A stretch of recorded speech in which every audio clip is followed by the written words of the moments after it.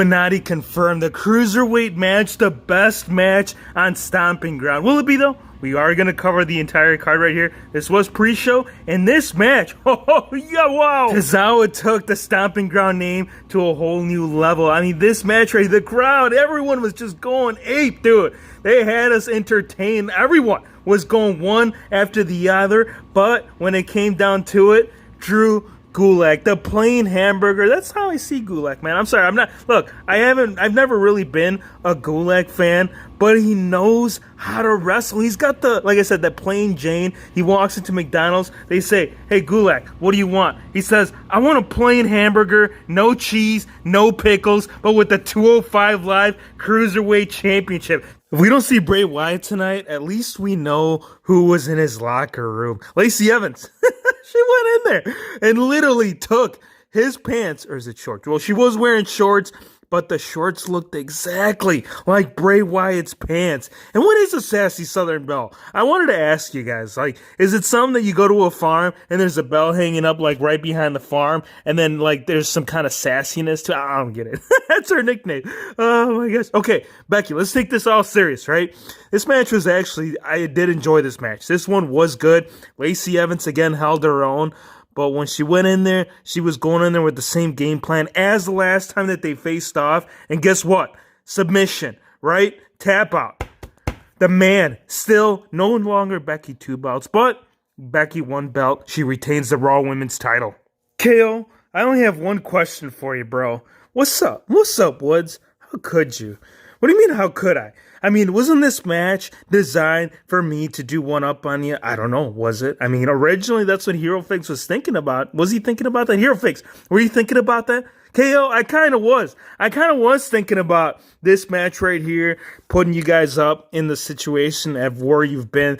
The guys, the two that just are not happy right now, and look, fully understandable. I'm on board with you, but Woods, he actually got it right to the woods, my friends. He was on the turnbuckle. And KO was like, hold on, let me capitalize on the situation. He's right there. He takes his foot underneath him. Oh, right there into the middle section. He's got him. Stunner. Oh, Stone Cold, where are you? What? Stone Cold's out here, Hero Fix. Okay, KO, he got the stunner on him. Look, the stunner works every now and then. And tonight, it was that night. Sami Zayn and KO picked up the win. Joe the Minimalist. That's what Joe is to me. I mean, look, all the talk, all the stuff that he said, like outside the ring as to how he feels about just wanting to collect a paycheck, you kind of see it regularly from him.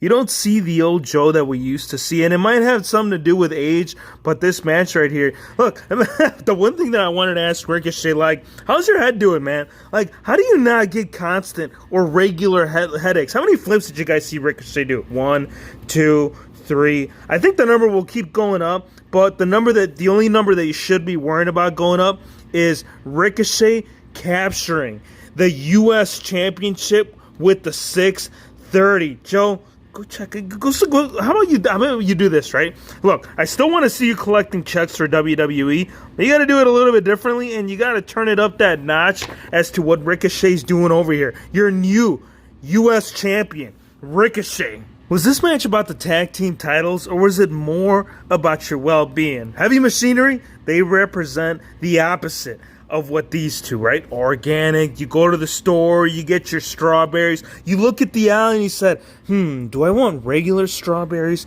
or do I want something that's half the price? Half the price is usually the route we all take. Hey, I don't blame you. But this is not what it's about, right? Otis, where were you, man? You were slacking. Otis is the one that caused them. He went up top turnbuckle. He took out Rowan, and that's what caused them to lose the titles. They retained. Right here, organic is usually the best way, man. If you go next time you go to the store, Target doesn't sell. No, they do sell groceries. Next time you go to Walmart, if you look at the aisle and you want to pick up them strawberries, choose the right option, right? The option right here, the organic, where Daniel Bryan will tell you, yes, Hero Fix, I'm heel. Oh yeah, no. Bryan right here and Rowan retain the SmackDown Tag Team titles. If there was any moment during this pay-per-view to go use that bathroom, This match was the match to go and just have a seat, man. Enjoy that nice, warm, comfortable toilet seat, because this match had nothing going for it. Alexa Bliss, it was nice to see her back into the ring, but the match was just dull. I mean, from beginning even to the end, like, the thing that didn't make sense to me was the ending of it all. So, as you guys know, right, she had her trusty GOAT partner. Is she a GOAT? No, she's not a GOAT. Because why was she interfere during the match when Alexa was about to pick up the win? She snuck into the ring, and the referee's like, what are you doing? Get out of here. This is a one-on-one. So she got out. But the thing of it is that was enough for a belly to Bayley to retain the SmackDown Women's Champion. And rightfully so. What are you doing, man? Aren't you part of Raw? Yeah, she's part of Raw, contending for the SmackDown Women's title. Good job, Bayley.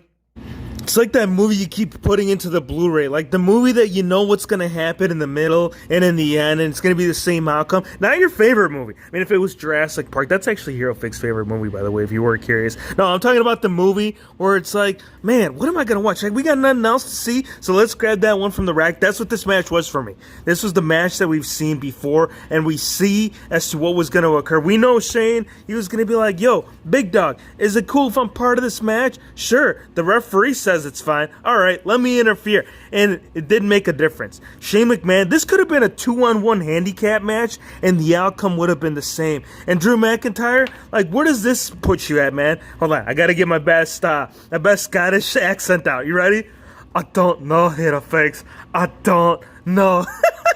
Roman Reigns, right here, picks up the win. What's good, man? When it comes to this, I don't see chemistry. I don't see Kofi Kingston and Dolph Ziggler just having a good match. There was no high spots. Like, if you're going to be put into a steel cage match, there should be something to where it's like you're going to leave after watching the match, you're going to be like, man, that was pretty epic. There was nothing that stood out from this match. It was a very dull moment. And even like the same scenario that they had at the last time, was it Super Showdown, where they botched the ending. Well, it wasn't necessarily ending on this one, but it was how they landed. They both went for a super kick, and it wasn't clean. There was nothing clean about this match. The ending too. So Dolph Ziggler right here, the door, it was wide open. He was about to come out, and Kofi Kingston's like, hold on, man. I see a clear, wide open. Let me just jump and dive right out. And Kofi Kingston retained the title. So nothing special about this match. Kofi Kingston, just as I predicted in my predictions video, how Ziggler was just supposed to be a guy to go up against him, just to kind of put Kofi in the continuous spot that he's been in for the last month. But yes, Kofi right here, he retained the WWE title. That moment you kind of wish that expectation gives you nothing but the opposite. Pay-per-view right here, Stomping Ground, the expectation, as we all felt as if it was one of those pay-per-views that was just it was a hurry-up pay-per-view after the Super Showdown. Hence most of these matches. I mean, most of them were rematches. Seth Rollins and Baron Corbin, we saw this at the last pay-per-view, and we almost had the same outcome, but we did have a special guest referee. Second time seeing her for the night, Lacey Evans was the one that was going to make the calls. Now, she wasn't necessarily making the right calls. Well, as a special guest referee, it makes sense as to where she was going with everything. There was a lot of changes throughout the match to where it was like, originally it was just a one-on-one. It was supposed to be a one-on-one match. There was everything was supposed to be called down the line, but instead it turned into a no countouts when Baron Corbin got put through the announcer table. He went for a buckle bomb. He put him through the announcer table, and had it been any other referee, we would have gotten a 10 count, and Seth Rollins would have retained. So she called the guy was in the ring announcer. He called him up by the ring and says, hey, this is officially a no countouts match. So there was one rule change. Later down the road, he decided to introduce the steel chair into the match, and he had at least a good probably 10 shots. And then she was pretending like she actually meant to stop him, like, hey, you can't be hitting him that many times. She said, is it all right? Just let me get one more shot in there. All right, one more steel chair shot. So then she called the ring announcer again and says, hey, oh, ring announcer, come over here. Changed the rules again. It turned into a no DQs match, no disqualification match, and that's when Lacey Evans went dirty. She went low. She went below the waist, low blow, and Baron Corbin, he hit the deep six. We were about to get the 1, 2, 3, but Becky, right here, relationship goals. Becky Lynch, one of the highlights actually, this match right here. To me, at least, the Becky Lynch match is one of the highlights of the night. But she went in there, helped out her man, and then an actual official, went in there. He hit him with the super kick, got him with the curb stomp, and Seth Rollins retained the Universal Championship. Overall thoughts on the pay-per-view? Really, just a bad. I mean, it was all right. The beginning was good. I mean, the 205 Live match, like, if you were to ask me, like, what match was my favorite, it's got to be the 205 Live. Like, the kickoff match was the match of the night, and it's crazy to say that. And you know it's a bad match card when you're saying that the pre-show match was the highlight of the night, but that's kind of how I see it. After that, midway through, it's kind of started going downhill, and it just flatlined is what happened. So it was an all right pay-per-view. It's got to be the beginning of it that stood out to me. But look, right here, I'm like, now what I want to know come tomorrow night on Monday Night Raw or tonight, depending on when you saw the video, is who's the next runner-up. We have nobody lined up. Brock Lesnar, we haven't seen him, so there's some questions. Bray Wyatt, like, I'm crossing all four of my fingers that he shows up on Monday Night Raw to kind of pick up as to where this is left off. And it doesn't have to be for the Universal title, but just save the show in general. Hope you guys enjoyed the video. Be sure to hit the subscribe button if you're new to the channel, and we'll see you on the next one.